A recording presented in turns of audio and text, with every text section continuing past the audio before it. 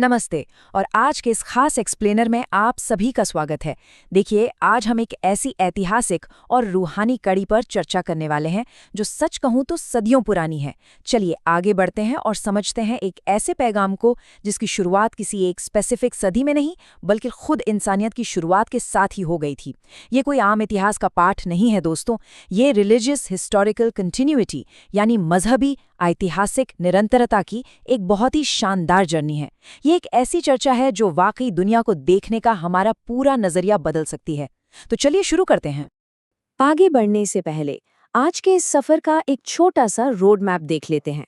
हम आज 5 अहम पड़ावों को समझेंगे। सबसे पहले बियॉन्ड 1400 ईयर्स, फिर वन कंटिन्यूअस कोर मैसेज, उसके बाद हम देखेंगे मैसेंजर्स थ्रू द एजेस, फिर बात आएगी कंफर्म, कंप्लीट एंड प्रिजर्व की, और आखिर में इस यूनिवर्सल ग्लोबल कॉल पर एक विस्तार से चर्चा होगी।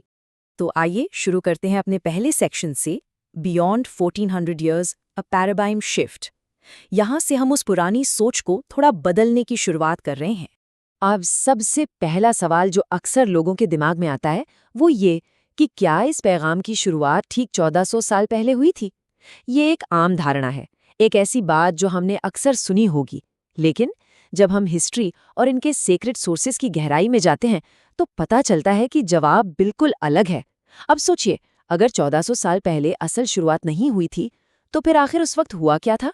ये एक बहुत ही वैलिड क्यूरियोसिटी है ना? यहाँ इस कंपैरिजन पर थोड़ा ध्यान दीजिए। एक तरफ हमारा कॉमन व्यू है, आम लोगों का मानना कि इसकी शुरुआत एग्जैक्टली 1400 साल पहले हुई, लेकिन दूसरी तरफ अगर हम थियोलॉजिकल रियलिटी यानी मजहबी हकीकत पर गौर करें तो 1400 साल पहले जो हुआ वो दरअसल किसी नए धर्म की शुरुआत नहीं थी, बल्कि वो उसी एक सदियों पुराने पैगाम यानी वही के सिलसिले का आखिरी दौर था। कुल मिलाकर ये एक अटूट प्रोसेस का क्लाइमैक्स था, कोई एब्सोल्यूट बिगिनिंग नहीं। और ये छोटा सा फर्क ना आगे के कॉन्सेप्ट को समझने के लिए बेहद जरूरी है। आगे बढ़ते हैं दूसरे सेक्शन की तरफ, वन कंटिन्यूअस कोर मैसेज। अब देखते हैं कि ये अनइंटरप्टेड ऐतिहासिक पैगाम आखिर था क्या, जिसके बारे में हम इतनी बात कर रहे हैं। इस अटूट पैगाम के सिर्फ और सिर्फ 3 बुनियादी स्तंभ हैं। पहला, एक अल्लाह की इबादत करना, दूसरा, एक नेक और सच्ची जिंदगी गुजारना, और तीसरा, डिवाइन गाइडेंस यानी खुदा की दी हुई हिदायत पर चलना। इस्लामी नज़रिए से अगर देखा जाए तो ये बुनियाद इंसानियत के बिल्कुल पहले दिन से लेकर आज तक जरा बराबर भी नहीं बदली है। वक्त बीता, सिविलाइजेशंस आईं और तबाह हो गईं, लोग आगे बढ़े, लेकिन ये 3 पिलर्स वैसे के वैसे ही अटूट खड़े रहे। इस सिलसिले का एक बहुत बड़ा और ठोस सबूत इन प्राइमरी सोर्सेज में ही मिलता है। कुरान की चैप्टर 16 वर्स 36 में एक बहुत ही क्लियर हवाला है, और हमने हर कौम में एक रसूल भेजा ये कहते हुए अल्लाह की इबादत करो और झूठे माबूदों से बचो। अब जरा इसकी डेप्थ पर गौर कीजिए, ये कितना पावरफुल और इंक्लूसिव कॉन्सेप्ट है। इसका सीधा सा मतलब ये है कि हिस्ट्री की ऐसी कोई भी कौम नहीं बची जो इस बेसिक थियोलॉजिकल मैसेज से महरूम रही हो। ये एक यूनिवर्सल कॉल थी जो दुनिया के हर ऐतिहासिक दौर और हर कौम तक पहुंचाई गई। अब आते हैं तीसरे सेक्शन पर, मैसेंजर्स थ्रू द एजेस। आइए देखते हैं कैसे ये सिलसिला अलग अलग पैगाम्बरों के जरिए वक्त के साथ आगे बढ़ता गया। इस शानदार टाइमलाइन को देखिए। इंसानियत की शुरुआत होती है आदम से, फिर अर्ली सिविलाइजेशन के वक्त आते हैं नूह यानी नोआ, फिर एंशिएंट एरा में इब्राहिम यानी एब्राहम, उसके बाद एक्सोडस के वक्त मूसा यानी मूसेस, फिर पहली सदी में ईसा यानी जीसस, और आखिर में 7वीं सदी में प्रॉफिट मोहम्मद। यहाँ हर एक नोड पर जो रोशनी या नूर आप देख रहे हैं वो दरअसल एक ही किरण है। ये सारे पैगंबर एक ही रोशनी की चेन है जिन्होंने वही सेम पैगाम आगे बढ़ाया है। ये रिलेशन कितना गहरा है ये कुरान के चैप्टर 42 वर्स 13 से साफ हो जाता है। उसने तुम्हारे लिए वही दीन मुकर्रर किया है जिसकी नसीहत उसने नूह को की थी, और जो हमने तुम्हारी तरफ वही की और जिसकी नसीहत हमने इब्राहिम, मूसा और ईसा को की। जरा सोचिए, बस एक ही आयत में हिस्ट्री के इतने बड़े एराज और हिस्टोरिकल फिगर्स को आपस में जोड़ दिया गया है। ये वर्स इस बात का एक जबरदस्त प्रूफ है कि इन सब का मकसद और इनकी तालीमात में हिस्टोरिकल कंटिन्यूटी किस कदर मौजूद थी। सब एक ही रास्ते के मुसाफिर थे। अब आते हैं चौथे सेक्शन पर, कंफर्म, कंप्लीट एंड प्रिजर्व।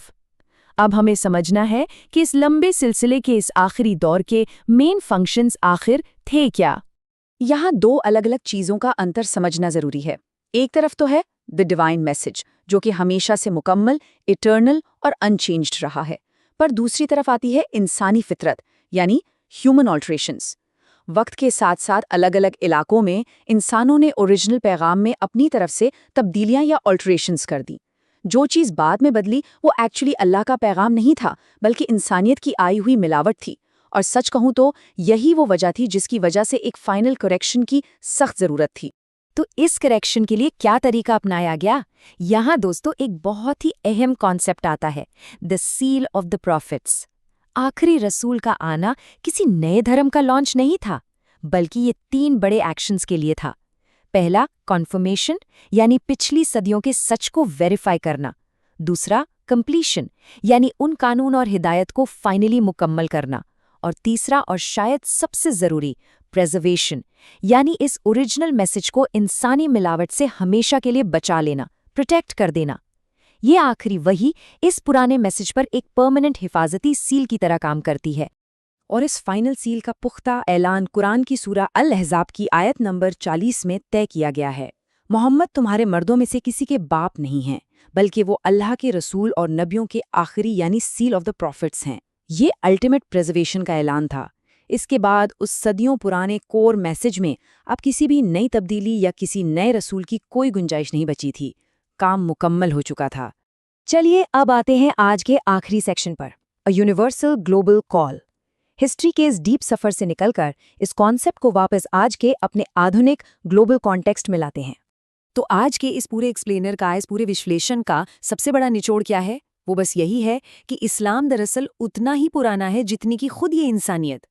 ये वाकई एक बहुत बड़ा पैराडाइम शिफ्ट है, क्योंकि जब इस पूरे हिस्टोरिकल नैरेटिव को इस नज़रिए से देखा जाता है तो साफ समझ आता है कि ये किसी एक पर्टिकुलर ग्रुप का या किसी स्पेसिफिक इलाके का फेथ नहीं है, बल्कि ये तो इंसानियत के पहले दिन से शुरू होने वाली सबसे पुरानी रूहानी धरोहर है।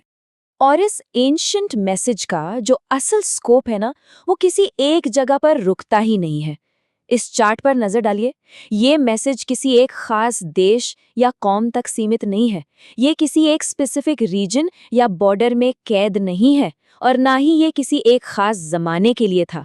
एडम से शुरू होकर आखिरी रसूल तक और आज के इस मॉडर्न ग्लोबल दौर तक ये पैगाम हमेशा बॉर्डर्स और वक्त से आगे का रहा है। ये कंप्लीटली यूनिवर्सल है। आइए आज की जबरदस्त चर्चा को एक बहुत ही अहम सवाल के साथ खत्म करते हैं। जब हम एक ऐसे पैगाम को पहचानते हैं जो सच में इंसानियत जितना ही पुराना है, तो ये आज की इस बटी हुई दुनिया में ग्लोबल यूनिटी यानी विश्व एकता की समझ को कैसे बदल देता है? जरा वक्त निकालकर इस पर सोचिए। अगर हिस्ट्री के सभी बड़े पैगाम्बर एक ही मकसद और एक ही कड़ी का हिस्सा थे, तो आज हमारी आपस की दूरियों को खत्म करने के लिए ये अप्रोच कितनी ताकतवर साबित हो सकती है। उम्मीद है इस ऐतिहासिक सफर ने आपके दिमाग में कुछ नए नजरिए जरूर खोल दिए होंगे। इस ऐतिहासिक सच पर गौर करते रहिए और हाँ, नया सीखने की इस आग को हमेशा जिंदा रखिए। खुदा हाफिज।